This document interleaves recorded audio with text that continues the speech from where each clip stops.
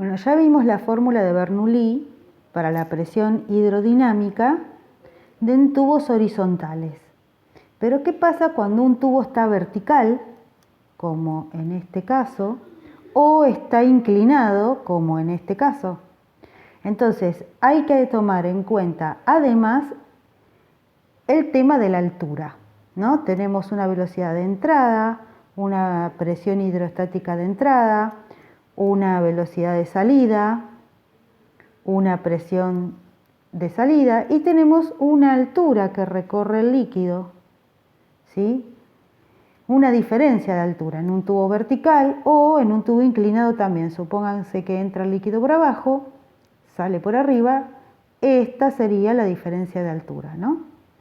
Entonces, a la fórmula que ya conocen de presión hidroestática se le agrega un término que es densidad, gravedad y altura, ¿no?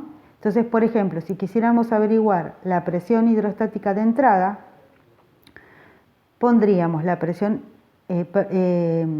hidrodinámica de entrada, pondríamos la presión hidroestática de entrada, 1/2 de la densidad por la velocidad de entrada al cuadrado, más este nuevo término que toma en cuenta la altura.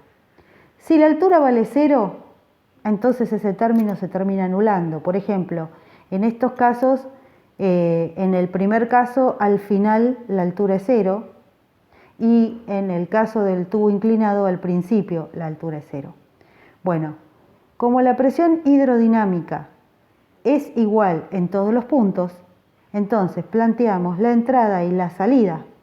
Abrimos toda la fórmula de la entrada y toda la fórmula de la salida, lo tuve que seguir acá abajo pues es tan larga, donde tenemos presión hidroestática de entrada, 1/2 de la densidad, velocidad de entrada al cuadrado y densidad, gravedad y la altura de la entrada.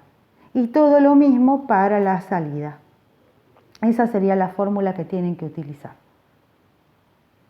Bueno, ¿qué otra cosa podemos encontrar en este tema? Un caño que se ramifica, ¿no? Un tubo que después se ramifica. Y tenemos un caudal de entrada de líquido. Y sabemos que ese caudal va a salir por todos los conductos. Bueno, ¿qué tenemos que plantear ahí? Que el caudal de entrada va a ser igual a la suma de todos los caudales. ¿Sí? ¿Son iguales todos los caudales? No, depende de cómo sean esos tubos. Si son todos los tubos iguales, cada caudal va a ser igual, pero si no, no. Entonces, el caudal de entrada es igual a la suma de todos los caudales de salida. Planteamos eso. ¿Y qué otra cosa nos puede tocar en este tema? El sifón.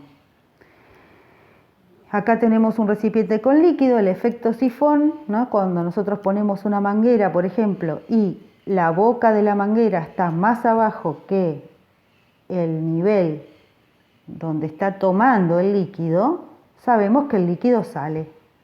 Bueno, para calcular la velocidad de salida del líquido tenemos esta fórmula, que es la raíz de 2 por la gravedad por la altura. Pero ojo, ¿qué altura?